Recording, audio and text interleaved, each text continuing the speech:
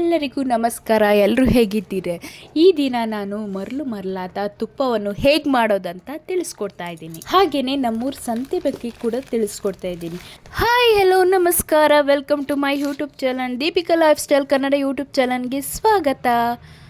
ಮೊದಲಿಗೆ ಕೆನೆ ಅದನ್ನ ಒಂದು 15 ದಿನದಿಂದ ಎತ್ತಿಟ್ಟಿದ್ದೀವಿ. ಅದು ಹಾಲು ಕುದಿಸಿರ್ತೀವಲ್ಲ, ಹಾಲು ಕಾಯಿಸಿದ ಕೆನೆಯನ್ನು ಎತ್ತಿಟ್ಟಿರೋದು. ಅಂದರೆ ಸ್ವಲ್ಪ ಮೇಲ್ ಬರುತ್ತಲ್ಲ ಕೆನೆ, ಅದನ್ನ 15 ದಿನದಿಂದ ಎತ್ತಿಟ್ಟಿರೋದು. ಆನಂತರ ಈ ಥರ ಅಂದರೆ ಒಂದು ಮಿಕ್ಸಿ ಜಾರ್ಗೆ ವಾಟರ್ ಸೇರಿಸಿ ಈ ಥರ ರುಬ್ಕೋಬೇಕು. 2 ಮಿನಿಟ್ಸ್ ರುಬ್ಕೊಂಡ್ರೆ ಸಾಕು. ಆ ಕೆನೆ ಹೋಗಿ ಬೆಣ್ಣೆ ಆಗುತ್ತೆ. ಫಸ್ಟ್ ಆಫ್ ಆಲ್ ಸ್ವಲ್ಪನೇ ಹಾಕಿ ರುಬ್ಕೋಬೇಕು. ಯಾಕಂದರೆ ಜಾಸ್ತಿ ಹಾಕಿದ್ರೆ ಅದು ನೀರು ಚೆಲ್ಲೋ ಚಾನ್ಸಸ್ ಇರುತ್ತೆ. ಬೇಕಾದ್ರೆ ಅದಾಗಿ ನೀರು ಫಸ್ಟೇ ಆ್ಯಡ್ ಮಾಡಿರ್ತೀವಲ್ಲ, ಅದು ಹಾಕೊಂಡ್ರು ಓಕೆನೆ. ಆನಂತರ ಮೆಂತ್ಯನ ಹುರ್ಕೊಂಡಿರಬೇಕು ಸ್ವಲ್ಪ ಸೈಡಲ್ಲಿ. ಮೇಯ್ನಾಗಿ ಅವೇ ಮೆಂತ್ಯ, ಅರಿಶಿನ ಪುಡಿ, ಉಪ್ಪು, ಈ 3 ಬೇಕೇ ಬೇಕು. ಈ ಥರ ಬೆಣ್ಣೆ ಆಗಿದ ನಂತರ ಅದನ್ನ ಉಂಡೆ ಕಟ್ಕೋಬೇಕು ಚೆನ್ನಾಗಿ. ನೋಡಿ ಎಷ್ಟು ಚೆನ್ನಾಗಿ ಕಾಣ್ತೈತೆ. ಹಾಲು ಗಟ್ಟಿ ಹಾಲಾದರೆ ಕೆನೆ ಜಾಸ್ತಿ ಬರುತ್ತೆ, ತೆಳ್ಳೆ ಆದರೆ ಹಾಲಾದರೆ ಸ್ವಲ್ಪ ಕಡಿಮೆ ಬರುತ್ತೆ ಕೆನೆ. ಆನಂತರ ಇದನ್ನ ವಾಟರಲ್ಲಿ ಹಚ್ಕೊಂಡು ಸ್ವಲ್ಪ ಉಂಡೆ ಮಾಡಬೇಕು. ಅದರಲ್ಲಿರೋ ನೀರೆಲ್ಲ ಬೆಣ್ಣೆಯಲ್ಲಿರೋ ವಾಟರೆಲ್ಲ ಸ್ವಲ್ಪ ತೆಗಿಬೇಕು ನಾವು. ಅದನ್ನ ಸ್ಲೋ ಆಗಿ ಪ್ರೆಸ್ ಮಾಡ್ಕೊಂಡು ಆ ಥರ ತೆಗ್ದು ಉಂಡೆ ಕಟ್ಕೊಂಡು ಒಂದು 3 ಉಂಡೆ ಹಾಕ್ತು. ಸ್ಮಾಲ್ ಆದರೆ ಒಂದು 4-5 ಆಗುತ್ತೆ. ಸ್ವಲ್ಪ ದಪ್ಪ ಆದರೆ, ಮೀಡಿಯಮ್ ಸೈಜ್ ಆದರೆ 3. ಹಾಲಿಂದ ಎಷ್ಟೊಂದು ಉಪಯೋಗ ಆಗುತ್ತೆ ಅಲ್ವಾ? ಹಾಲಿಂದ ಮೊಸರಾಗುತ್ತೆ, ಬೆಣ್ಣೆ ಆಗುತ್ತೆ, ತುಪ್ಪ ಆಗುತ್ತೆ. ಹಾಗೆ ಹಾಲು ಶ್ರೇಷ್ಠ ಅಂತ ಬಳಸ್ತಾರೆ. ಹಾಗೆ ಹಾಲಿಂದ ಸ್ವೀಟ್ಗಳನ್ನೂ ಕೂಡ ಮಾಡ್ಬೋದು. ಹೀಗೆ ಅನೇಕ ತರಹ ಯೂಸಸ್ ಕೂಡ ನಾವು ಮೊದಲಿಗೆ ಒಂದು ಪಾತ್ರೆ ತೊಗೋಬೇಕು. ಅದಕ್ಕೆ ಕಟ್ಟಿದ ಉಂಡೆಯನ್ನೆಲ್ಲ ಇಟ್ಟು ಸ್ಲೋ ಫ್ಲೇಮಲ್ಲಿ ಅದನ್ನ ಕಾಯ್ಸೋಕ್ಕಿಡಬೇಕು. ಏಕೆಂದರೆ ಜಾಸ್ತಿ ಫ್ಲೇಮಲ್ಲಿ ಇಟ್ಕೊಂಡ್ರೆ ಅದು ಸೀಕ್ಲಾಕೋ ಚಾನ್ಸಸ್ ಇರುತ್ತೆ. ಸೊ ಅದಕ್ಕೋಸ್ಕರ ಸ್ಲೋ ಆಗಿ, ಅಂದರೆ ಕಡಿಮೆ ಉರಿಲೇ ಅದು ಇರ್ತಾ ಇರಬೇಕು. ಆ ಬಬಲ್ ಎಲ್ಲ ಹೋಗ್ತಾ ಇದೆ ನೋಡಿ. ಇವಾಗ ನಿಧಾನವಾಗಿ ಸ್ವಲ್ಪ ಒಂದು 5 ಮಿನಿಟ್ಸ್ಗೆಲ್ಲ ಆಗಿಬಿಡುತ್ತೆ ಇದು ತುಪ್ಪ. ಬಬಲ್ಸ್ ಎಲ್ಲ ಕಂಪ್ಲೀಟ್ ಬಬಲ್ಸು ಇದಾಗಬೇಕು. ಮೊದಲಿಗೆ ಹುರ್ಕೊಂಡಿರ್ತೀವಲ್ಲ ಮೆಂತ್ಯನ, ಅದನ್ನ ಚೆನ್ನಾಗಿ ಸವಸ್ಕೋಬೇಕು. ಕಲ್ಲಲ್ಲಾದರೂ ಓಕೆ, ಬಟ್ ಜಾಸ್ತಿ ಇದ್ದರೆ ಮಿಕ್ಸಿಲಿ ಸವಸ್ಕೋಬೋದು. ಕಡಿಮೆ ಇರೋದ್ರಿಂದ ಕಲ್ಲಲ್ಲೇ ಹಂಗೆ ಮಾಡ್ಕೋತೀವಿ. ಅದಕ್ಕೆ ಶಾಲ್ಟ್ ಮತ್ತು ಟರ್ಮರಿಕ್ನ ಆ್ಯಡ್ ಮಾಡಬೇಕು. ಏಕೆಂದರೆ ಕಲರ್ ಮತ್ತು ಟೇಸ್ಟ್ ಬರೋಕ್ಕೋಸ್ಕರ 3ನ ಆ್ಯಡ್ ಮಾಡಿ ಈ ಥರ ಪುಡಿ ಮಾಡಿಕೊಂಡು ಸೈಡಲ್ಲಿ ಎತ್ತಿಟ್ಕೋಬೇಕು. ನಂತರ ಅದು ಬಬಲ್ಸ್ ಎಲ್ಲ ಖಾಲಿ ಆಗ್ತಾ ಇದ್ದಾಗ ನೋಡಿ ತುಪ್ಪ ರೆಡಿ ಆಗ್ತದೆ. ಜಸ್ಟ್ 5 ಮಿನಿಟ್ಸ್ಗೆಲ್ಲ ತುಪ್ಪ ರೆಡಿ ಆಗಿಬಿಡ್ತದೆ. ತಳ ಹಿಡಿಬಾರ್ದಂತ ಆ ಥರ ತಿರುಗಿ ಇಡ್ತಾ ಇರಬೇಕು. ಇಲ್ಲಾಂದರೆ ತಳ ಇಟ್ಕೊಳ್ಳೋ ಚಾನ್ಸಸ್ ಇರುತ್ತೆ. ಹಿಡ್ದಿರುತ್ತೆ ಮಡ್ಡಿ ಅಂತ. ಅದಕ್ಕೆ ಸ್ವಲ್ಪ ನಿಧಾನಕ್ಕೆ ಆ ಥರ ಮಾಡ್ತಾ ಇರಬೇಕು. ಆನಂತರ ಇದನ್ನ ಮಿಕ್ಸ್ ಮಾಡ್ಕೊತಾ ಇದ್ದೀನಿ. ಆ ಪುಡಿಗಳು ಮೆಂತ್ಯ, ಶಾಲ್ಟು ಮತ್ತು ಅರಿಶಿನ ಪುಡಿ ಹಾಕಿರ್ತೀವಲ್ಲ, ಆ ಪುಡಿಗಳನ್ನ ಮಿಕ್ಸ್ ಮಾಡ್ಕೊತಾ ಇದ್ದೀನಿ. ನೋಡಿ ಬಬಲ್ಸ್ ಎಲ್ಲ ಕಂಪ್ಲೀಟಾಗಿ ಇದಾಗಿರಬೇಕು. ಆ ನಂತರ ಪಾತ್ರೆಗೆ ಸರ್ವ್ ಮಾಡ್ತಾ ಇದ್ದೀವಿ. ನೋಡಿ ಎಷ್ಟಾಗುತ್ತೆ. 15 ಡೇಸ್ದೇ ಕೆನೆದು ಬರೀ 1 ಬಾಕ್ಸ್ ಫುಲ್ ಆಗುತ್ತೆ. ಅದನ್ನು ಒಂದು ಸೈಡ್ಗೆ ಎತ್ತಿಟ್ಟು ಫಿಲ್ ಮಾಡ್ತಾ ಇದ್ದೀನಿ. ಕಂಪ್ಲೀಟಾಗಿ ಅದು ತಣ್ಣಗಾಗಬೇಕು, ಆಗ ತುಪ್ಪ ಬರೋದು. ಈಗಲೇ ಯೂಸ್ ಮಾಡೋಕ್ಕಾಗಲ್ಲ.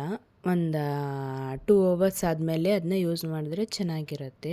ಆ ಪಾತ್ರೆ ಎಲ್ಲ ಮಡ್ಡಿಯನ್ನು ಎಸೆಯೋದು ಏನು ಬೇಕಾಗಿಲ್ಲ. ಅದನ್ನ ಬೇಕಾದ್ರೆ ಮಧ್ಯಾಹ್ನಕ್ಕೆ ಸಾಂಬಾರು ಹಾಕ್ಕೊಂಡು ಸ್ವಲ್ಪ ತಿರ್ಕೊಂಡು ಬೇಕಾದ್ರೆ ತಿನ್ಬೋದು ತುಪ್ಪ ತಿನ್ನೋರು.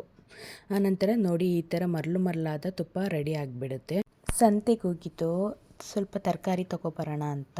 ಸಂತೆ ಅಂದರೆ ಏನು ಗೊತ್ತಾ? ಒಂದು ನಿರ್ದಿಷ್ಟ ವಾರದಲ್ಲಿ ನಿರ್ದಿಷ್ಟ ಸ್ಥಳದಲ್ಲಿ ತಮ್ಮ ರೈತರು ಬೆಳೆದಿರುವ ತರಕಾರಿ ಅಥವಾ ದಿನಸಿ ಪದಾರ್ಥಗಳನ್ನು ಮಾರೋದು, ವಿನಿಮಯ ಮಾಡ್ಕೊಳ್ಳೋದನ್ನೇ ಸಂತೆ ಅಂತಾರೆ. ಯಾಕೆಂದರೆ ಆಗಿನ ಕಾಲದಲ್ಲಿ ರೈತರು ತನ್ನ ನೇರವಾಗಿ, ಅಂದರೆ ಆಗ ದಲ್ಲಾಳಿಗಳದ್ದು ಜಾಸ್ತಿ ಇದ್ದಿತ್ತು. ಅದಕ್ಕೋಸ್ಕರ ತಾವು ಬೆಳೆದಿದ್ದ ತರಕಾರಿ, ಸೊಪ್ಪು, ಸದೆಗಳನ್ನೆಲ್ಲ ತಂದು ಮಾರುತ್ತಿದ್ರು. ಅದಕ್ಕೋಸ್ಕರ ಅದು ಸಂತೆಯಾಗಿ ಉಟ್ಕೊಂತು. ಆಗಿನ ಕಾಲದಿಂದಲೂ ಇದು ತುಂಬ ಫೇಮಸ್ಸು. ಬಟ್ ಈಗೆಲ್ಲ ನಶಿಸಿ ಹೋಗಿದೆ. ಯಾಕೆಂದರೆ ಮಾಲ್ಗಳು ಮತ್ತು ಆನ್ಲೈನ್ ಬಂದಿರೋದ್ರಿಂದ ಇವೆಲ್ಲ ನಶಿಸಿ ಹೋಗಿದೆ. ಯಾಕೆಂದರೆ ಫ್ರೆಶ್ ಆದ ತರಕಾರಿ ಸಿಗೋದು ಇಲ್ಲೇ. ಸೊಪ್ಪು ಮತ್ತು ತರಕಾರಿ, ದಿನಸಿ ಧಾನ್ಯಗಳಿರ್ಬೋದು, ಏನೇ ಆದರೂ ಫ್ರೆಶಾಗಿ ಸಿಗೋದು ಇಲ್ಲೇ. ಅವ್ರ ಕಾಳುಗಳೆಲ್ಲ ಬೆಳೆದಿರ್ತಾರೆ, ತಂದು ಮಾರ್ತಾ ಇರ್ತಾರೆ. ನಾವು ಯಾವಾಗಲೂ ಇಲ್ಲೇ ಸಂತೆಲೇ ತಗೊಳ್ಳೋದು. ಚೆನ್ನಾಗಿರುತ್ತೆ ತರಕಾರಿಗಳು. ನಮ್ಮ ಅತ್ತೆ ನೋಡ್ತಾ ಇದ್ದಾರೆ ಚೆನ್ನಾಗೈತೆ ಚೆನ್ನಾಗಿಲ್ವಾ ಅಂದ್ಕೊಂಡು. ನೋಡಿ ತೊಗೊತಾವ್ರೆ. ಅಂದರೆ ನಾವು ಒಂದು ವಾರಕ್ಕೆ ಅಥವಾ 15 ದಿನಕ್ಕೆ ಆಗಂಗೆ ತೊಗೊಂಡ್ಬಿಡ್ತೀವಿ. ತರಕಾರಿ ರೇಟ್ ಕಡಿಮೆ ಇದ್ದಿದ್ದರಿಂದ ಸ್ವಲ್ಪ ಪರವಾಗಿರಲಿಲ್ಲ ಈ ವೀಕು. ಅಂದರೆ ಅಷ್ಟೊಂದೇನು ಜನ ಇರಲಿಲ್ಲ. ಸೊ ಅದಕ್ಕಾಗಿ ಸಂಜೆ ಟೈಮ್ ಜಾಸ್ತಿ ಬಂದುಬಿಡ್ತಾರೆ. 4 o'clock ಮೇಲೆ ಜಾಸ್ತಿ ಅಷ್ಟೊಂದು ಜನ ಇರಲಿಲ್ಲ. ನಾವು ಕೆಲವ್ರು ಅಂದ್ಕೊಳ್ತೀರ ಏನಪ್ಪ ಈ ಸಂತೆನೂ ತೋರಿಸ್ಬೇಕಾ ನಮಗೇನು ಗೊತ್ತಿಲ್ವಾ ಅಂತ. ಬಟ್ ಏನಂದರೆ ನಮ್ಮ ಊರಲ್ಲಿ ನಡೆಯುತ್ತೆ ಅಲ್ವಾ, ಕೆಲವ್ರಿಗೆ ಗೊತ್ತಿರುತ್ತೆ, ಸಿಟಿಯವ್ರಿಗೆ ಗೊತ್ತಿರಲ್ಲ. ನಾನು ನಮ್ಮ ಅತ್ತೆ ಸಿಟಿಗೆ ಹೋಗ್ಬಿಟ್ರಂತೂ ಅಂದರೆ ಏನೇ ಒಂದು ಪ್ರತಿಯೊಂದು ಶಾಪಿಂಗ್ ಅಂತ ಹೋಗ್ಬಿಟ್ರಂತೂ ಮುಗೀತು. ಬೆಳಗ್ಗೆಯಿಂದ ಸಂಜೆವರೆಗೂ ಇದೇನೇ ಆಗಿಬಿಡುತ್ತೆ.